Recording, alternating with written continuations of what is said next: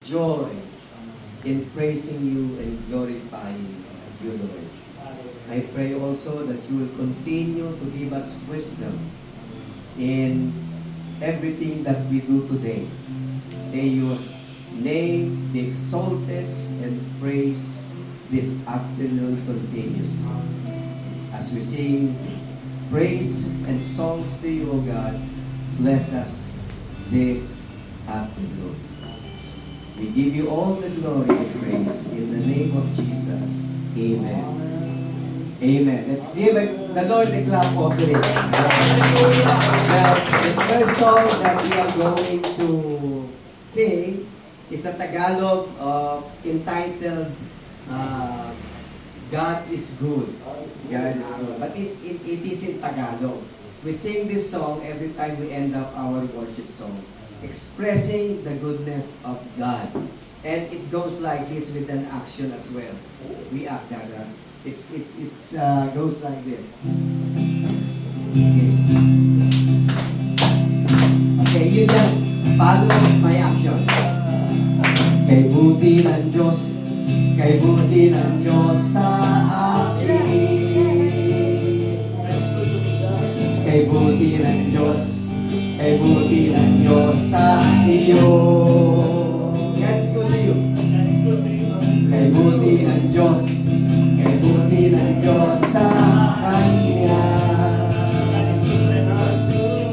Kay buti ng Diyos, kay buti ng Diyos sa lahat. Let's clap our hands. Ipalakpak naman itaas at ikaw ay pagpuri sa Diyos na buhay. Let's dance. Sumayaw, lumundag, umindak ng tuluyan. Sabihin sa Diyos kay buti mo. God is good. Kasi, a little bit faster. Kay buti ng Diyos, kay buti ng Diyos sa akin. Kay buti ng Diyos, kay buti ng Diyos sa iyo. Kay buti ng Diyos, kay buti ng Diyos sa Kanya. Kay buti ng Diyos, kay buti ng Diyos sa lahat. Let's clap again our hands. Ipalakpak ang kamay, itaas at ikaw ay pagpuri sa Diyos na buhay. Let's dance and jump. Sumayaw, lumundag, umindak ng tuluyan. Sabihin sa Diyos kay buti mo. Sumayaw, lumundag, umindak ng tuluyan. Sabihin sa Diyos kay buti mo. Sabihin sa Diyos.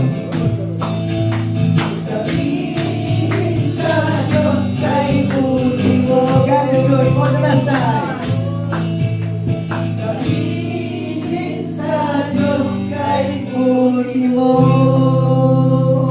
Amen.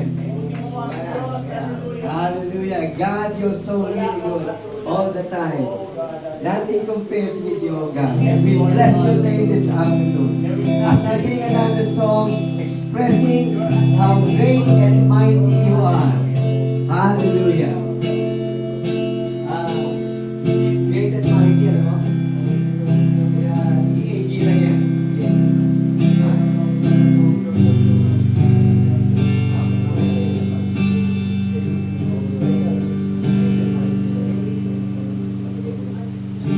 Let's sing another song and let us keep on praising the Lord by saying Majesty. Now, my orientation is really, I like the song hymnal, so I'd like to introduce it. If you know the song, you just follow me. If you're not familiar with the song, just sing it. Okay?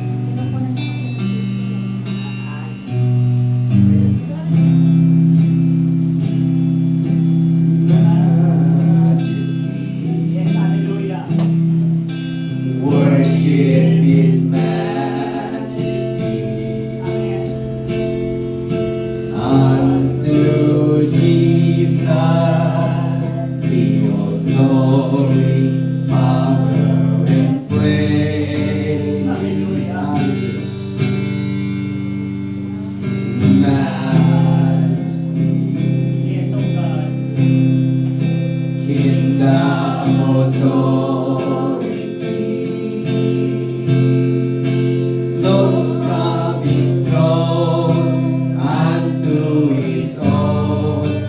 Listen and pray. So exalt, lift up on high the name of Jesus. Magnify, glorify Christ Jesus the King. Majesty, worship His majesty. Jesus who died, now glorified, King of all kings. Let's sing it one more time, the prayer forever. Majesty, worship His majesty. Unto Jesus be all glory, power, and praise.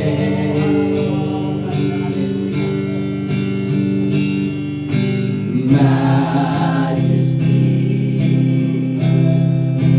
kingdom, authority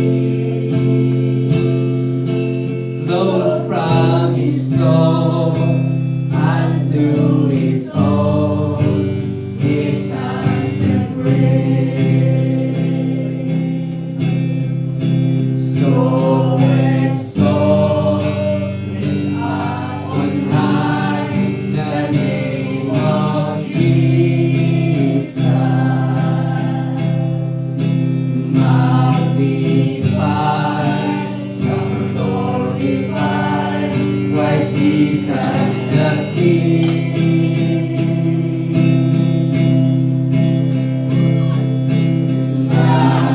Majesty,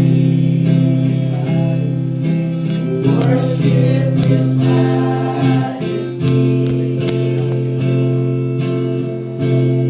Jesus who died, now glorified, King of all kings. Panginoon naming Diyos, tunay nga na wala kang hanggan, and we worship You, Lord. We continue to glorify You, Lord. The Bible says that You are our great shepherd. The Bible says that You are our refuge and our strength. Oh God, thank You. Thank You for saving us. Lord, we praise Your holy name. We glorify You, Lord.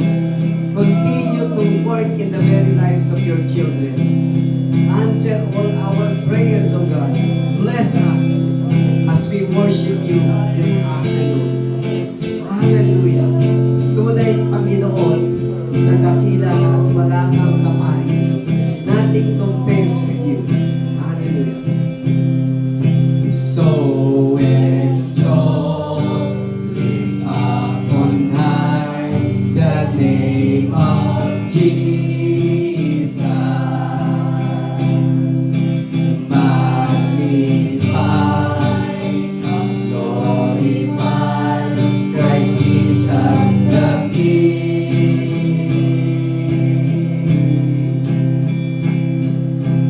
Majesty, worship His majesty. Jesus who died, now glorified, King of all kings. Jesus who died.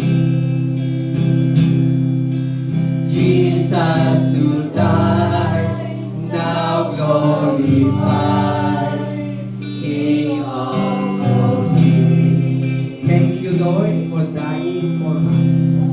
And because of that, Lord, we have hope in this world. Thank You for giving Your life for us, Lord. And we have eternal life. And we just want to thank You, Lord. Praise You for Your greatness.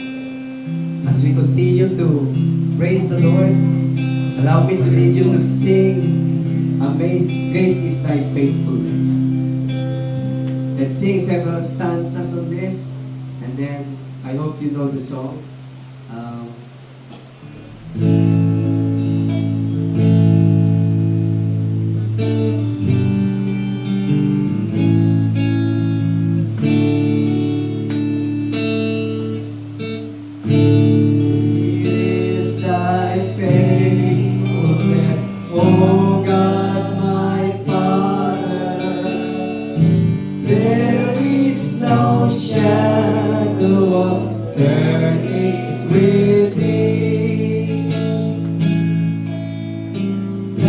Changes not, thy compassion, they fail not. As thou hast been, thou forever will be. Great is thy faithfulness, great is thy faithfulness. Morning by morning, new mercies I see. All I have needed thy hand and provided. Great is thy faithfulness, Lord, unto me. Let's continue to praise the Lord. Let's sing the second stanza. Summer and winter, springtime and harvest, sun, moon, and stars in their courses above. Join with all nature in manifold witness to thy great faithfulness, mercy, and love. Once again, great is thy faithfulness. Great is thy faithfulness. Great is thy faithfulness. Morning by morning, new mercies I see. I have needed thy hand has provided. Great is thy faithfulness, Lord, unto thee. Father, unforeseen, and not peace that endureth. Thy only presence to cheer and to guide. Strength for today and bright hope for tomorrow. Blessings on mine and 10,000 beside. For the last time. Great is thy faithfulness, great is thy faithfulness. Morning by morning, your mercies I see. All I have needed, and not provided. Great is thy faithfulness, Lord, unto me. Shall we again pray? Panginoon, tunay na matapat ka. Tunay, Panginoon, na hindi ka nagbabago. At kami po ay umaasa sa iyo bilang aming Diyos na dakila, na kami ay hindi po ninyo iiwanan, ipababayaan. We rely on your promises, O God, that you will never leave us nor forsake us, and you will continue to bless the work of your people, O God. Bless our Korean brothers who are here today to share their blessings of spiritual to the Filipino counterpart. Lord, again, we thank you for your goodness, and we continue to glorify your name. In Jesus' name we pray. Amen and amen. Let's give the Lord. Okay, you may be seated. Pastor Peter. Yeah, who's next?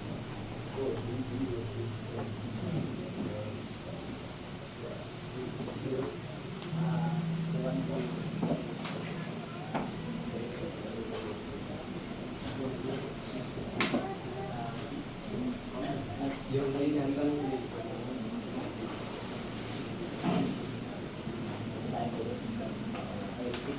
at least iba naman ang audience mo yun.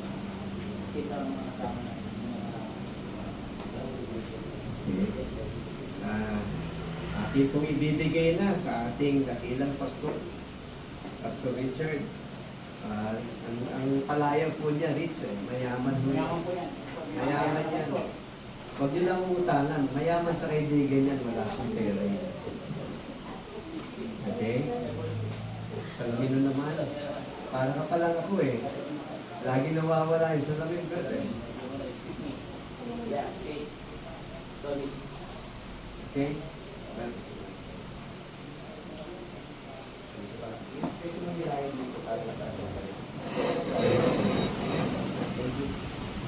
Thank you po. Yan.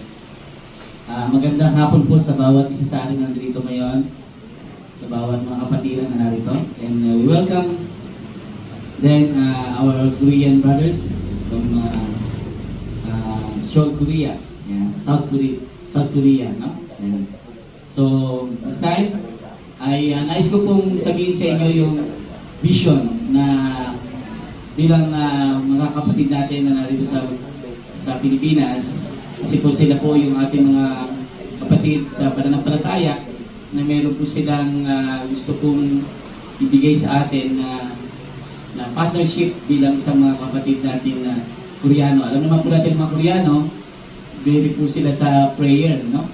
Yung sa pananalangin, masyado po silang intensive sa prayer, no?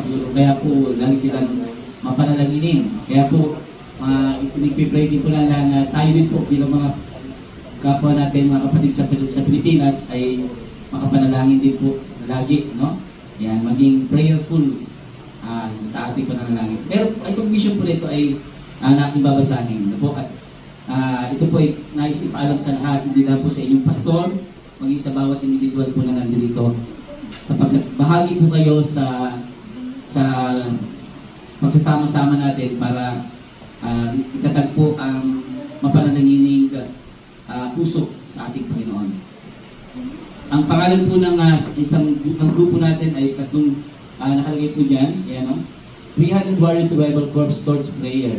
Yan. Kaya po sa Tagalog po ay aking po babasahin ng pangitain at vision na itinaga po sa ating mga kapatid na mga Koreano. Sabi niya po dito, 300 mandirigmang muling pagbangon. Layunin at dahilan ng pagkakatatag. Pinipiniwala ko ang dahilan kung bakit naitatag ang 300 mandirigmang muling pagbangon.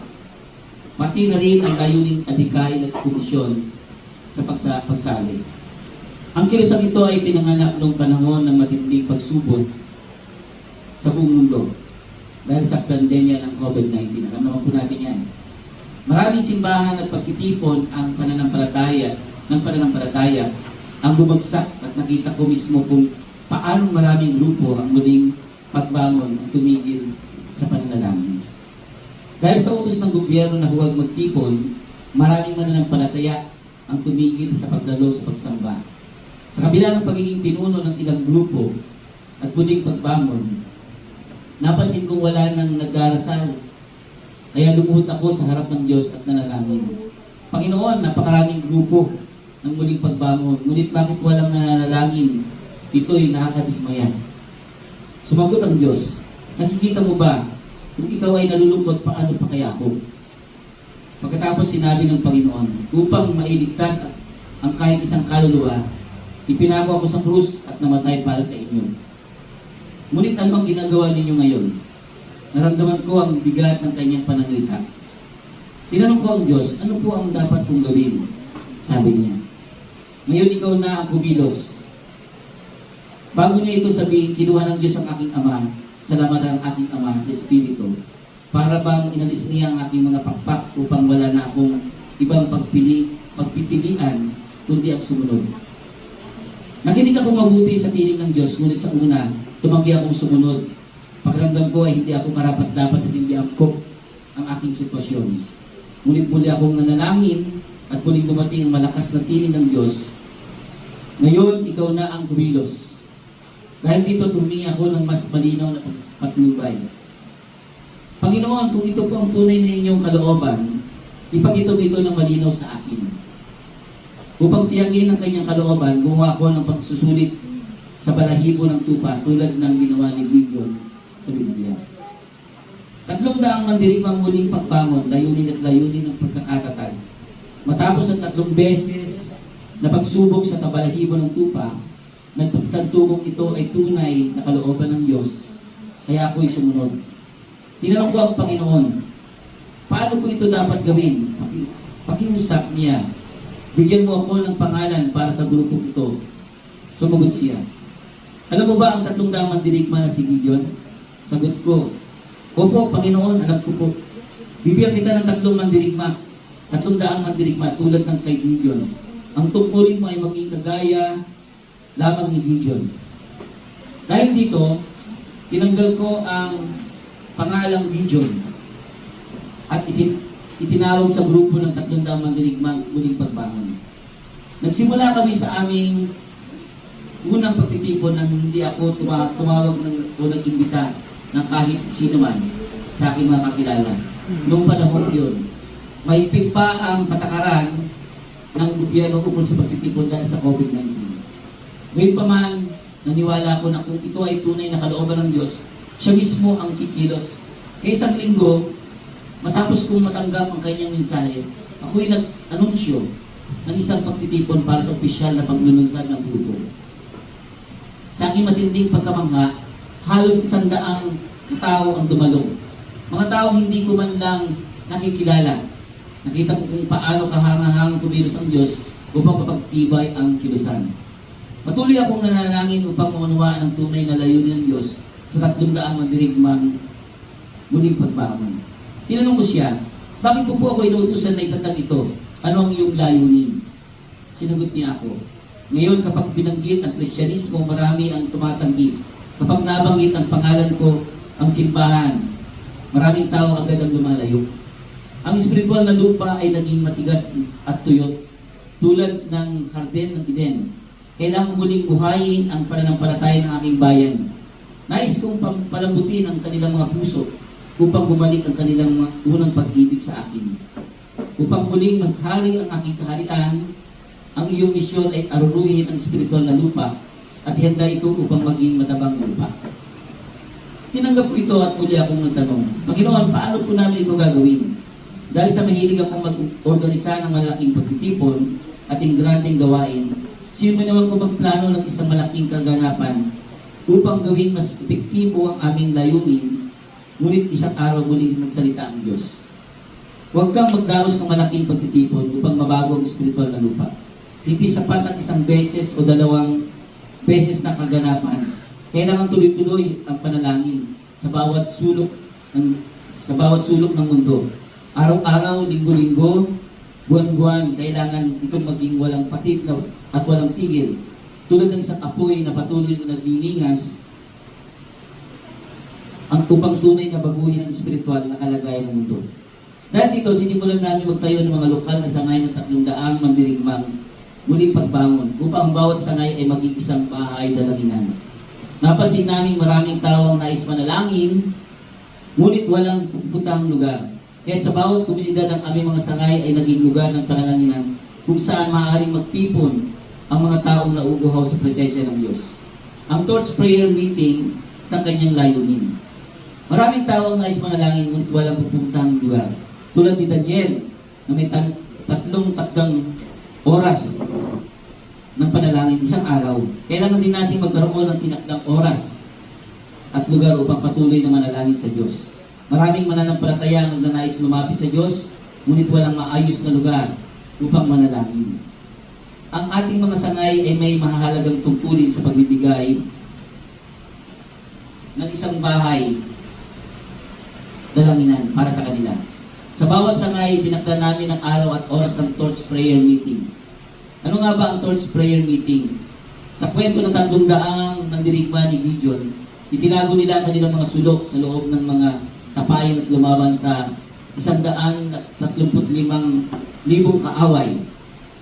Sa tamang sandali, binasag nila ang kanilang mga tapayan, hinawakan ang kanilang mga sulok at sumigaw, "Para kay Yahweh at kay Gideon!" Dahil sa takot at kalituhan, ang mga kaaway nagsimula magpatayan sa isa't isa at 120,000 sundalo ang napatay. Mula sa prinsipyo ito, ipinahayag ng Diyos sa amin na ang pananalangin ay hindi lamang isang gawain, kundi isang makapangyarihang espiritual na sandata.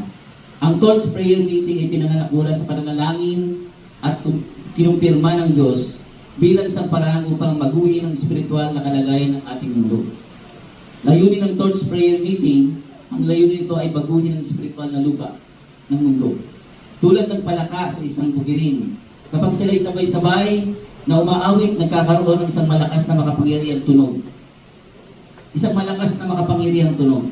Sa una, maaaring sila ay maingay at nakakagulo ang tunog nila. Ngunit kapag sinasanay ka na, ito ay magiging bahagi ng kalikasan. Ganun din sa panalangin, kapag ang ating mga panalangin ay patuloy at walang matid, dahan-dahang nababagong espiritual na lupa ng ating mundo. Ito ang tunay na layunin ng Torch Prayer Meeting upang patuloy na buhayin ang apoy ng panalangin at ihanda sa lupa, ang lupa para sa espiritual na ani. Paano isasagawa ang Torch Prayer Meeting? Mas mainam sana kung ito ay sinasagawa ng buong araw, ngunit dahil kanya-kanyang mga tungkulin ng bawat isa, ang minimum na oras sa isang paraan ng pagsasagawa. Una, pagpupuri at pagsamba, 1 oras. Sinusunod natin ang prinsipyong biblikal ng pagpupuri ay nauna bago ang mensahe. Tulad ng mga libita sa Biblia, ang pagpupuri ay may mahalagang papel sa paghahanda ng ating mga puso sa presensya ng Diyos. Pangalawa, maikling mensahe ng salita ng Diyos, 30 minuto. Direkta na may kapangyarihang mensahe na nakabatay sa salita ng Diyos. Hindi ito mahabang sermon, kundi isang tuwirang mensahe na nagbibigay diin sa layunin ng panalangin. Pangatlo, mga panalangin kahilingan, 30 minuto o higit pa. Sa loob ng 1 oras ang lahat ng mga kahilingan at mensahe pinaabot yung matapos ito ng mas maaga. Ang natitirang oras ay dinadagdag sa oras ng pananalangin. Sa pangkalahatan, ang ideal na tagal ng Torch Prayer Meeting ay 3 oras. Paano ang sistema ng pamamahala? Una, ang pangunahing sentro ay siyang nangangasiwa sa mga gawain. Yan po yung mga pastor na nakatalaga. Mga sangay na chapter na itinatag sa iba't ibang lugar. Pangatlo, isang pangunahing sentro ang naitatag sa sandaling may 10 sangay sa isang rehiyon. Kaya nga po mayroong 10 pastor na sa bawat city na po yan. At yan po yung ginagawa natin. Sa kasalukuyan, patuloy na lumalawak ang ating gawain sa New York. Hindi lang po dito sa Pilipinas. Los Angeles, Japan, Saipan at ang bansa nating Pilipinas. Sino po maaaring sumama o sumali? Ang mga nais sumali ay kailangan may mga kategorya itong dapat nating makita. May malusog na pananampalataya. Tayo po ba yun? Amen. Bukas ito sa lahat, ano man ang denominasyon. Ngunit hindi natin tinatanggap ang mga kabilang sa itinuturing na sekta o maling doktrina. Pangalawa, mapagpakumbaba sa panalangin. Ang pagiging isang taos pusong lingkod sa panalangin ng isang pangunahing katangian. Tungkulin ng mga namumuno. Una, ang isang sangay ay hindi dapat mawala ng apoy sa pananalangin. Ang leader ng isang sangay ay kailangan manalangin kahit mag-isa upang hikayatin ang iba pang mananampalataya na sumama sa pananalangin. Pangatlo, ang pangunahing leader, head director, ay dapat bumisita sa mga sangay upang tiyakin ang kanilang katatagan. Pangwakas na hamon, ang misyon natin ay itaguyod ang espiritual na pagbabagong lupa, spiritual revival sa buong mundo. Dapat nating ipamana sa susunod na henerasyon ang isang matabang lupa ng pananampalataya. Naway marami pa ang lumahok sa dakilang misyon ng Diyos. Maraming salamat po. Ito po ay tatawagin po natin ang ating Pastor Peter, at ang ating pong President, founding President po ng 300 Warriors Revival Corps. Okay? Po.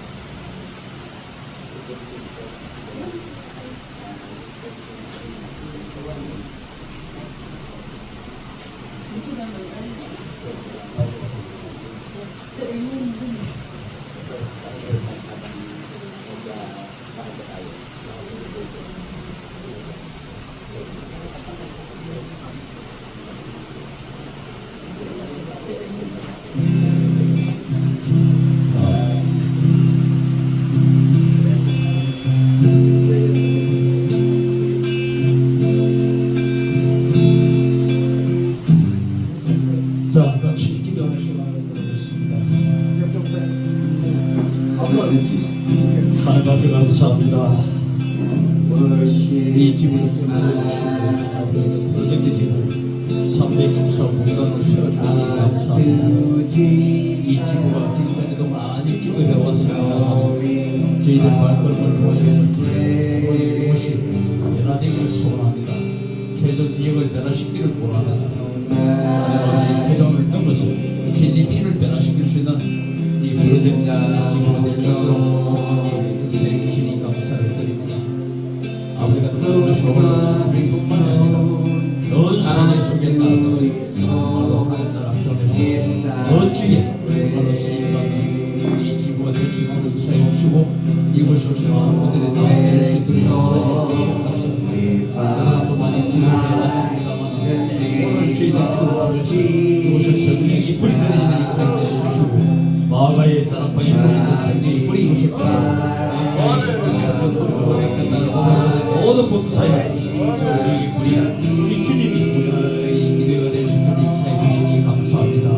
모든 문제 해결받는 시간에 역사해 주시는 것을 우리가 너무너무 어려울로고 너무나 쉬운 주님께서 함께해 주시길 믿습니다. 이 시간 주님이 나는 크게 부르고 기도로 나간다. 할렐루야 할렐루야. 시간을 고맙고 감사하시는 하나님 앞에 너무너무 감사하시고 오늘 이곳이 너무너무 바쁜 날에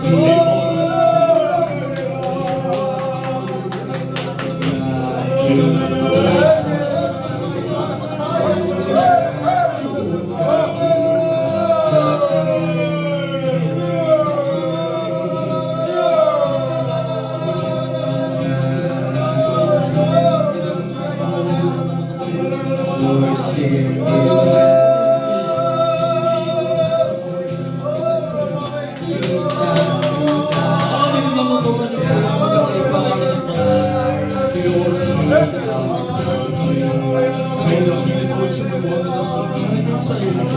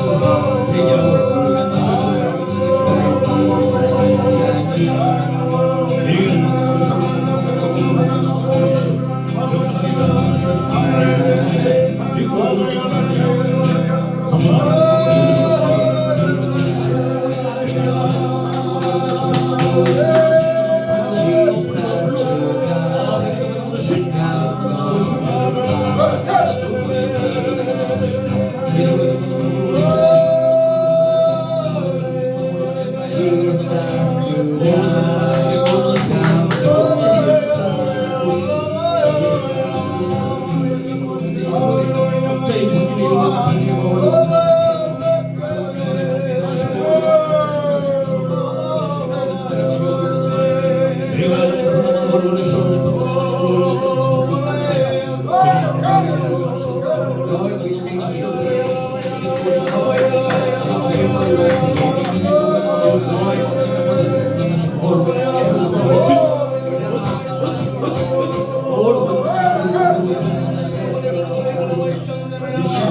Lord, because your people was bless you in your family. Bless this place, oh God. Bless this place, oh God. Mga kapatid ko, Lord. Mga members ko, mga kapatid ko, bless the Lord.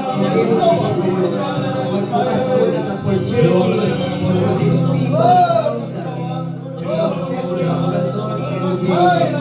And also bless the brothers.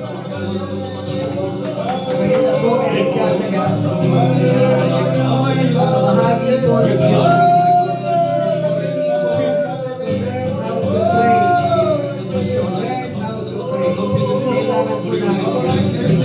And we bless also our country. So God, in the name of Jesus, in the name of Jesus, touch your people to both wisely. Paglarin po kayo, Panginoon Diyos, ng mga kalangit, babae mo sa Diyos. At yung ilalagay mo ninyo, paglarin mo continue the mandate of serving the people and serving you, Lord, so that this country will rise up once again to its greatness. Bless the Republic of Korea. Bless our country.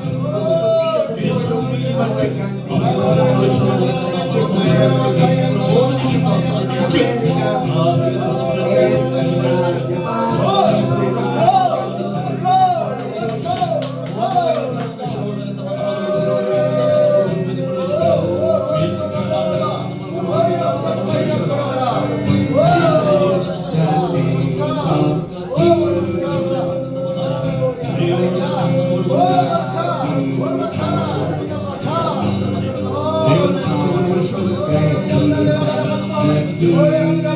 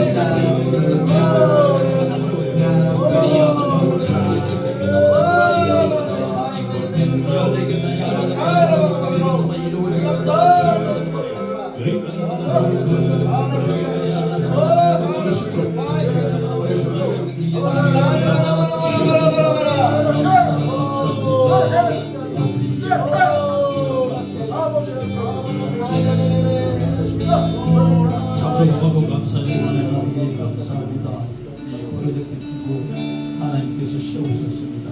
하나님 이 지구가 이 개근을 정말로 새롭게 만들고 필리핀을 새나라로 일으키는 그런 복음의 전초기지가 될 수 있도록 역사해 주시고 이곳에서 정말로 죽어가는 영혼의 세임을 할렐루야. 정말로 신중된 영혼의 세임을 받고 다시 한번 주님 나라를 여기에 쓰임받는 귀한 지구가 될 수 있도록 역사해 주시옵소서. 감사를 드리고 우리 주